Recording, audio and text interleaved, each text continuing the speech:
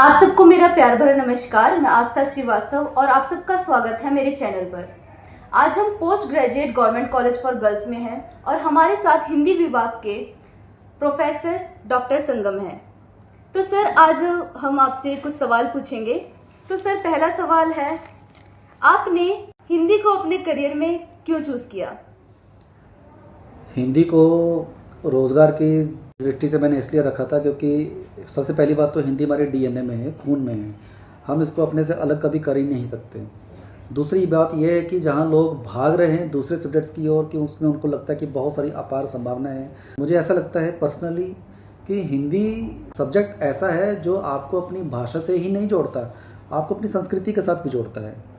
और जो व्यक्ति अपनी संस्कृति के साथ जुड़ा हुआ होता है ज़मीनी तौर पर, तो वो व्यक्ति काफ़ी देर तक, दूर तक आगे जा सकता है।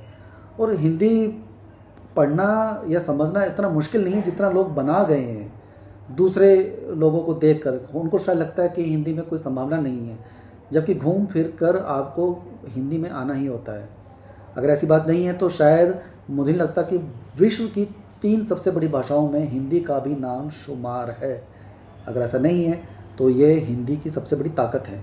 जी सर। सर, जैसा कि देश विदेश में इंग्लिश बोली जाती है और कुछ ऐसे देश है जहाँ पे, जैसे जापान है, वहाँ पे जैपनीज बोली जाती है। वो लोग ना इंग्लिश भी नहीं बोलते हैं। तो हमारे देश में ऐसा इंग्लिश को लेकर क्यों है कि हमें इंग्लिश सीखनी चाहिए या इंग्लिश आनी चाहिए? दूसरे देशों की यदि मैं बात करता हूँ, जापान वाले जापानी बोलते हैं, अंग्रेजी भी नहीं बोलते। ये बात पूरी तरह से सत्य है, क्योंकि मुझे सबसे अच्छी बात उनकी ये लगती है कि कम से कम वो अपनी भाषा के साथ उनका इतना ज़्यादा प्रेम है जो शायद हमारे इंडियन लोगों को या हम भारतीयों को अपनी भाषा के साथ इतना ज़्यादा प्रेम नहीं है। मैंने पहले भी कहा है कि भारत में अंग्रेजी बोलने वाले 2% से ज़्यादा लोग नहीं हैं, जबकि इस भारत में सारा व्यापार, बॉलीवुड से लेकर ईच एंड एवरीथिंग, आपकी खाने पीने की चीज़ों से लेकर पहनने तक की चीज़ों में सब वो हिंदी भाषा का प्रयोग ही करते हैं एडवर्टाइजमेंट में, ताकि आप लोगों को वो लुभा सकें और आप लोगों से पैसे ऐंठ सकें, आप घर से बाहर निकलो। तो ये सबसे बड़ी बात ये है। और ऐसा नहीं है कि बाहर के लोग दूसरे देशों को नहीं सीखते। मैं आपको बता देता हूँ, भारत में जापान के लोग भी हिंदी सीख रहे हैं। वर्धा यूनिवर्सिटी में जाएं, वहाँ पे बाकायदा उनका एक डिप्लोमा लगा हुआ है। वो वहाँ पे 10, 11, 12 बच्चे का 20 से ऊपर के तकरीबन का बच्चों का बैच है जो हिंदी सीखते हैं। और एक सही व्यक्ति वो भी है। आपको अपनी भाषा का तो ज्ञान होना ही चाहिए, लेकिन अपनी भाषा ज्ञान के साथ साथ मुझे दूसरे देशों की भाषा का भी ज्ञान होना चाहिए। इससे 2 फायदे होंगे। एक तो आपका रोज़गार दूसरे देश में भी आपका जाके बढ़ेगा, अपने यहाँ तो है ही है। लेकिन बात आ जाती गुलामी की मानसिकता की, कि हम लोग हिंदी को पढ़कर बहुत बड़ी पोस्ट नहीं ले सकते। आप खुद देखिए ना, अगर ऐसा हिंदी का आप अपमान करते आ रहे हैं तो फिर माननीय प्रधानमंत्री मोदी जी हिंदी बोल बोल कर ही तो लोगों से वोटें ले रहे हैं। अगर वो अंग्रेजी में बोलते तो क्या पूरे भारत के साथ संबंध स्थापित हो पाता? नहीं स्थापित होता। उन्हें पता है कि भारत की जो नब्ज़ है वो हमारी भाषा है, और भाषा हमारी हिंदी है। और हिंदी अकेली हिंदी ही नहीं है, हिंदी के सारी बहुत सारी उपभाषाएं भी है। तो संविधान में उसको बाकायदा मान्यता दी गई है। लेकिन हम बीमार मानसिक तौर पर ज़्यादा हैं, हमें उस मानसिकता को बदलने की ज़रूरत है। जी सर, हम पूछना चाहते हैं कि जैसे जब आप पढ़ाते हैं तो ऐसा कौन सा विषय या टॉपिक है जो कि आपको पढ़ाने में आनंद आता है? पढ़ाने में आनंद तो मुझे सभी विषयों को लेकर अच्छा लगता है। मुझे सबसे ज़्यादा ये होता है कि आप केवल पाठ्यक्रम तक सीमित ना रहें, आप केवल पाठ्यक्रम के बाहर भी कुछ अलहदा चीज़ें भी सीखें। क्योंकि पाठ्यक्रम तक आप सीमित रहोगे तो आप 60, 70, 80% नंबर लेकर निकल जाओगे, लेकिन बाहर की चीज़ें आप कहाँ से सीखोगे? तो मेरा सबसे ज़्यादा दारोमदार यही रहता है कि पाठ्यक्रम तो आप सीख ही रहे हैं, उसके साथ साथ आप अदर चीज़ें भी ज़्यादा सीखें जो आपको बाहर कोई सिखाने वाला नहीं है। आजकल बाकायदा उसके लिए भी डिप्लोमा कोर्सेज फीस रखी जाती है, जो आप यहीं पे सीख लो, बीए करते हुए, एमए करते हुए या डिप्लोमा करते हुए। तो अच्छी है। मुझे सबसे ज़्यादा अच्छा लगता है कि जो सबसे आसान चीज़ होती है वो सबसे ज़्यादा आसान चीज़ होती है कविता। कविता लिखने में आसान है, कोई व्याकरण नहीं है उसमें। उपन्यास के लिए बड़े होते हैं, लंबे होते हैं, तो बच्चा थोड़ा सा हो सकता है कि नहीं, मुझसे इतना ज़्यादा रीडिंग नहीं हो पाती। नाटक बहुत अच्छा है, नाटक छोटे होते हैं, नाटक में इंटरेस्ट भी होता है। नाटक आप खुद भी बोल सकते हो डायलॉग, तो आपको भी अच्छा लगेगा।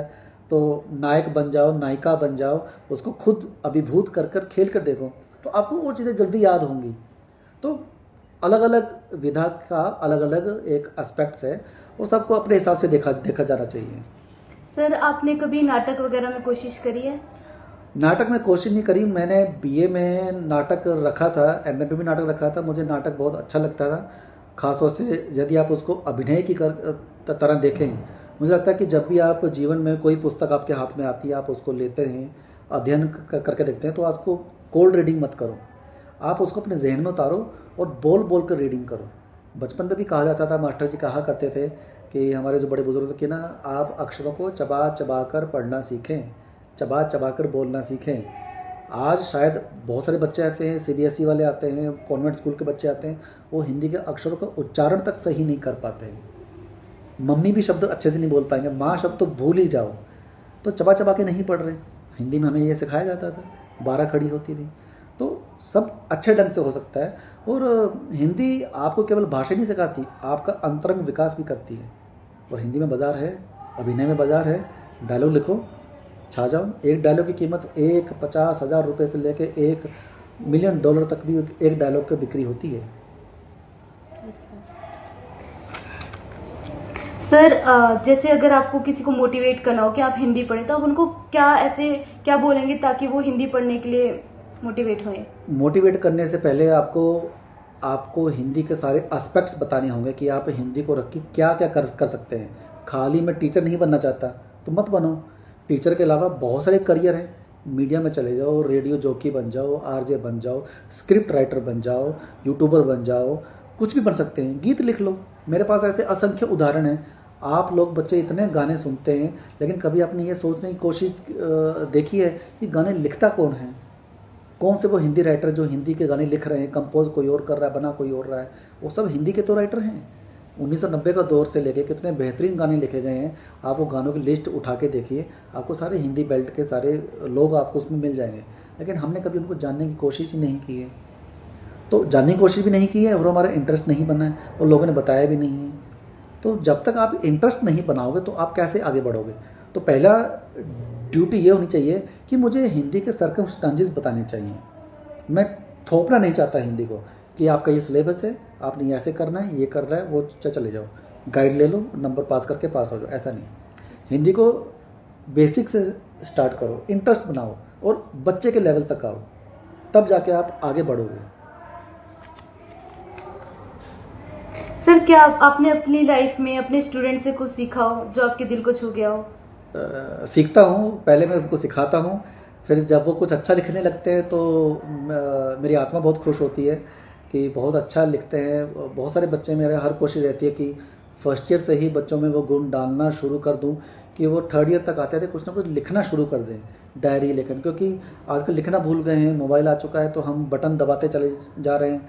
तो शायद आने वाले टाइम पे हम हिंदी की वर्णमाला भी भूल जाएं, तो बच्चों को आती भी नहीं है। तो मैंने, चलो मोबाइल के हम सब आदी हैं, मैं भी आदी हूँ, तो मैं मोबाइल में हिंदी में ही टाइप करने की कोशिश होती है। तो मेरे को देख देख के भी बच्चों ने खुद भी मोबाइल में हिंदी में टाइप करना सीखा है। तो मैंने नहीं कहा कि आप मुझसे हिंदी बात करें, लेकिन मेरा जवाब हिंदी में ज़रूर जाता है। तो तीसरा चौथा जवाब उनका ऑटोमेटिकली हिंदी में ऑटोमेटिकली आ जाता है। तो वाइब्स जाती हैं आपकी पॉजिटिव, कि मैं बहुत पॉजिटिव रहता हूँ, सकारात्मक रहता हूँ, तो सकारात्मकता ही सामने वाले पर असर डालती है, तो वो अपने आप ही आपके रंग में ढलना शुरू हो जाता है। सर फंक्शनल हिंदी और हिंदी में क्या अंतर है?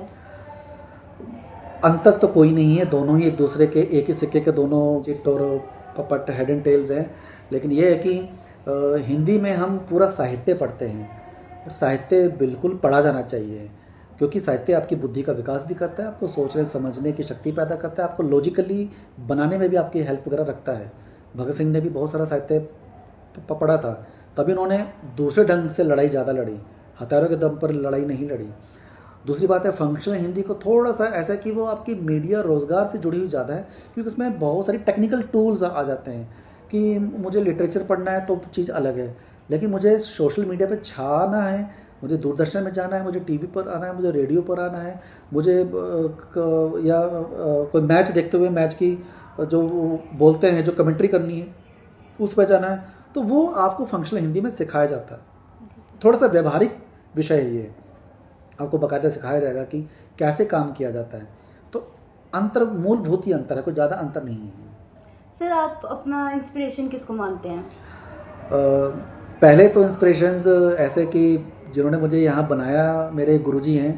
उन्होंने मुझे हिंदी में बहुत आगे बढ़ाने में कोशिश करी, लेकिन सबसे पहले आपके अंदर की आत्मा की आग जो है आपको अंदर से फील होना चाहिए, महसूस होना चाहिए कि मैं जो कर रहा हूँ क्या वो मेरे लिए अच्छा है या नहीं है। जब तक आप अपने अंदर से पॉजिटिव नहीं सोचोगे तो दूसरा आपको कितना भी कुछ समझा ले, आपकी वो चीज़ें असर नहीं करेंगी। आजकल तो वैसा भी दौर मैनिफेस्टेशन का है, तो आप जितना अच्छा पॉजिटिव सोचोगे उतना ही बेहतर रिजल्ट आपके सामने निकल कर आएंगे। और मैंने बहुतों से सीखा है, मैंने सीनियर से बहुत सीखा है, जूनियर से भी बहुत सीखा है। अगर मैं सीनियर से सीखता हूँ, जूनियर से सीखता हूँ, तो मैं अपने क्लास के लेक्चर्स में उनके व्यक्तियों के नाम ज़रूर लेता हूँ कि इस व्यक्ति ने ये करके दिखाया है, और मैंने लाइव देखे हैं ऐसे उदाहरण। और मेरे अभी के जो बच्चे हैं पास आउट हुए हैं वो भी बड़ा अच्छा काम कर रहे हैं, कोई जॉब पे लगा हुआ है, कोई अच्छी अच्छी कविताएं लिखने लगे हैं, कोई इसके इंस्टाग्राम पे बड़े अच्छे फॉलोअर्स बन गए हैं। तो मैं देखता हूँ मेरी आंखों के सामने वो मेरे से कभी बचपन से कैसे उन्होंने शुरुआत करी फर्स्ट ईयर से, अब एमए पास होकर यहाँ तक पहुँच गए। तो मैंने काफ़ी चेंजेस देखे हैं, और खुद निजी जीवन में भी मुझे बहुत फ़ायदा हुआ है। मैंने लोगों को बदलते हुए देखा है, जो लोग नेगेटिव भी होते हैं, आपकी भाषा की वजह से लोग पॉजिटिव हो जाते हैं। सर कुछ ऐसी किताबें जो आप हमारे दर्शकों को सजेस्ट करना चाहेंगे? किताबें की लिस्ट तो बहुत लंबी है, अगर आप मैं किताबों की लिस्ट गिनाने बैठूं तो शायद आपका पॉडकास्ट ज़्यादा लंबा हो जाए, तो लोग बोर ज़्यादा हो जाते हैं। तो मैं लोगों को बोर नहीं करना चाहता, केवल बेसिक चीज़ें बताना चाहता हूं कि आप दुनिया के टॉप 10, दुनिया के टॉप 20 नॉवेल्स, कहानियाँ, उपन्यास, कविताएँ पढ़ना शुरू करें। बहुत अच्छी वेबसाइट्स हैं, hindisame.com है, हिंदवी है, और मैंने इंस्टाग्राम के उस पेजेस के लिंक भी बताए हुए हैं। कुछ आप अपने फेसबुक के अकाउंट, इंस्टाग्राम के अकाउंट, जो भी आप सोशल मीडिया पे हैं, वहाँ पे हिंदी के बहुत अच्छे अच्छे पेज हैं, उनको फॉलो करना शुरू करें, धीरे धीरे पढ़ना शुरू करें। क्योंकि मैं ये नहीं कहता कि मेरे कहने से आप 50 किताबें रीड करें, इतनी बहुत मोटी किताबें होती हैं, 100 पेज की, 200 पेज की, बच्चा नहीं पढ़ सकता। क्यों नहीं पढ़ सकता? क्योंकि उसकी आदत नहीं है। आज का ज़माना है 15-15 सेकंड की रील्स का, 10-10 सेकंड की रील्स का। तो आप छोटे छोटे कोट्स को याद करना शुरू करें, किसी ने लिखा है कविता का, किसी उपन्यास का उद्धरण बहुत अच्छा है, तो उसको जब पढ़ना शुरू रखोगे, फिर उसके अंदर आपकी जगह से जाएगी कि मुझे पूरा उपन्यास मुझे देखना पड़ेगा। तो ऐसे बहुत सारे उपन्यास की फहरिस्त है। तो मुंशी जी का गोदान उपन्यास देखिए, नंबर 1 पे उपन्यास, वो बहुत फेमस रहा है, वो ज़रूर आपको देखा जाना चाहिए। गाँव का, शहर का बहुत अच्छा वातावरण उसमें बताया गया है। यशपाल का झूठा सच देखें, वो बहुत अच्छा उपन्यास है, 2 वॉल्यूम में है, सांप्रदायिक दंगों पर आधारित भी है। और अगे का शेखर एक जीवनी, दूसरा है नदी के द्वीप, वो उपन्यास पढ़कर देखिए। आचार्य चतुरसेन शास्त्री का है वयम रक्षामः है। किसी ने अगर रावण की जीवनी को बहुत अच्छे से जानना हो तो वयम रक्षामः उपन्यास को पढ़कर देखिए।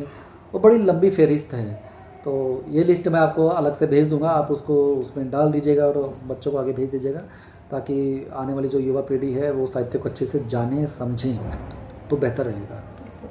ठीक है, थैंक यू सर। धन्यवाद।